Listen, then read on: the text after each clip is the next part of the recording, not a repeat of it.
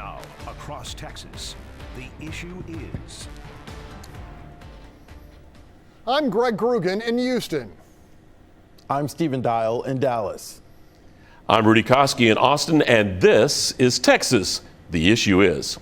Hammered yet again in the latest statewide election and still saddled with minority status in the Texas Legislature, Democratic lawmakers are returning to Austin next week, reeling from a 27% cycle-to-cycle loss of Latino votes.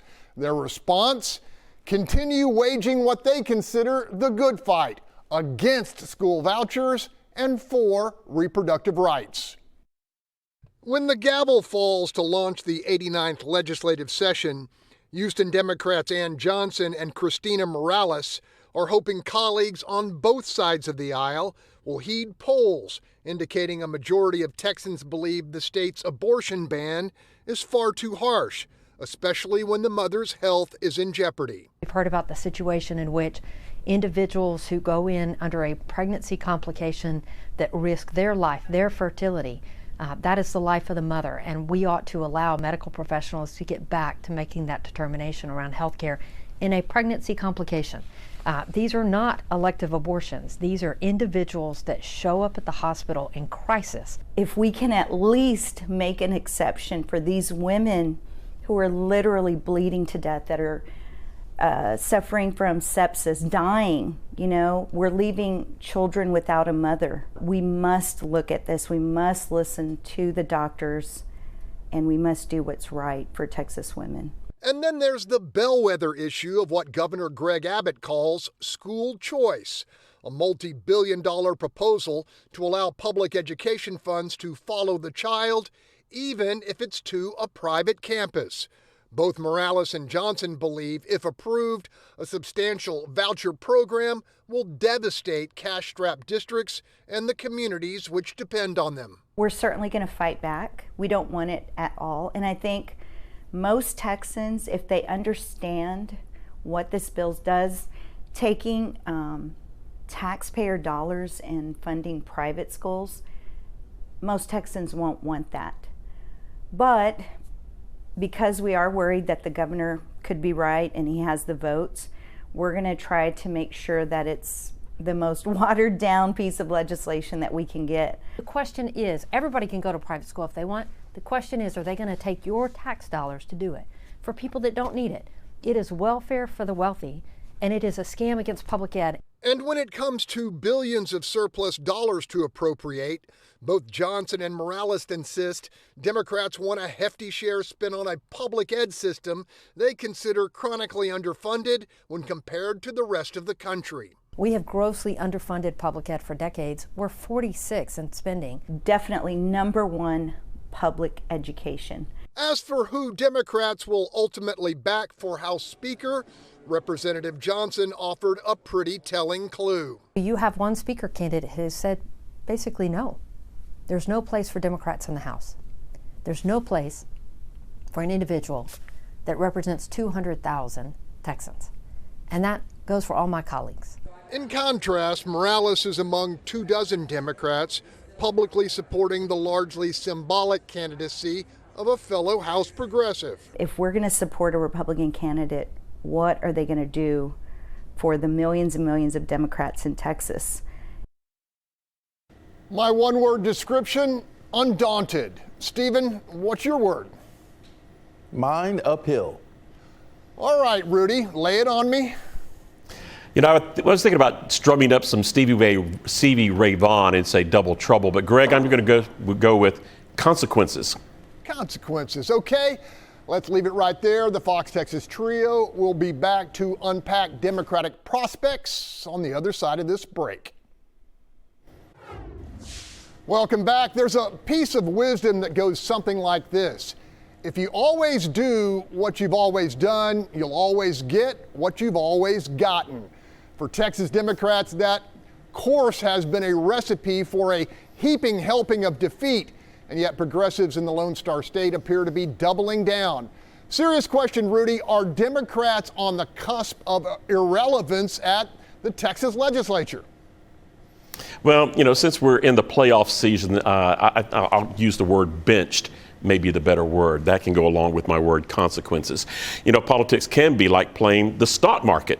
You know, there are highs and lows. And a lot of analysts right now, they seem to be waiting to see if the state and national Democrats have a course correction, like when the market overheats and has to throttle back down.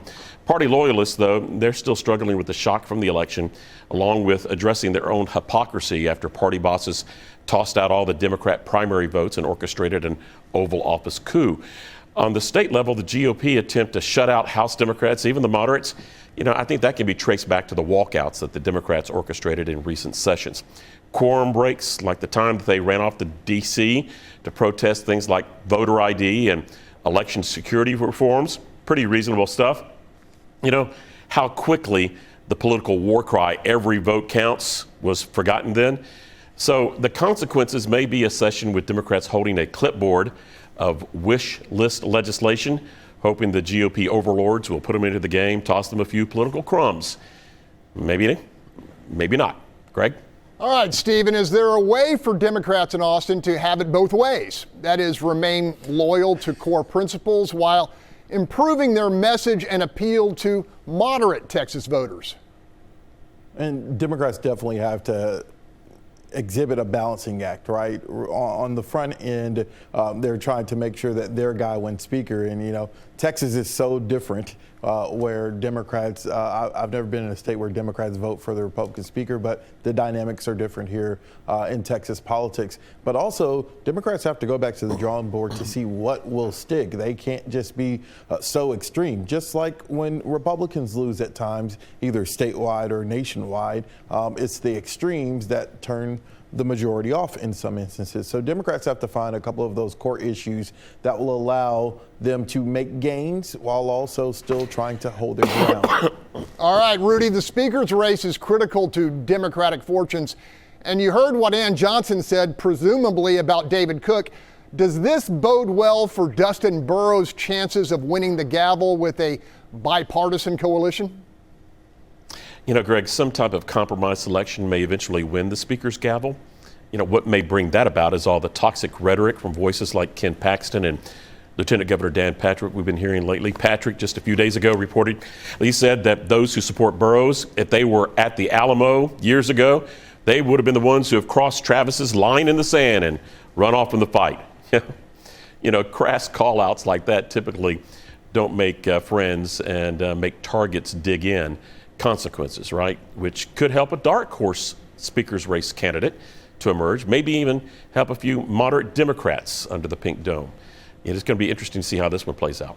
All right, Stephen, what do you make of Representative Johnson's claim that many House Republicans are looking to essentially eliminate Democratic influence on the legislative process?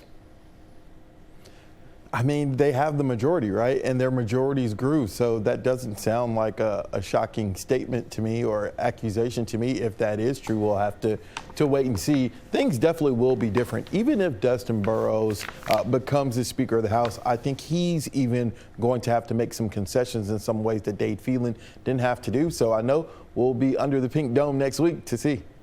Quickly, Stephen, do you think Rudy's suggestion of a compromised candidate will come to pass? I don't think so. We'll see. I don't think so. We'll all be there. That's all the time we have. You can see the interview or any of our past interviews by going to our YouTube pages. And keep the conversation going by interacting with us on social media. Next week, we'll talk about one of the wild cards in this upcoming session, the multi-million-dollar settlement in the Ken Paxton whistleblower lawsuit, and what that could spin up. And don't forget to let us know what you think the issue is.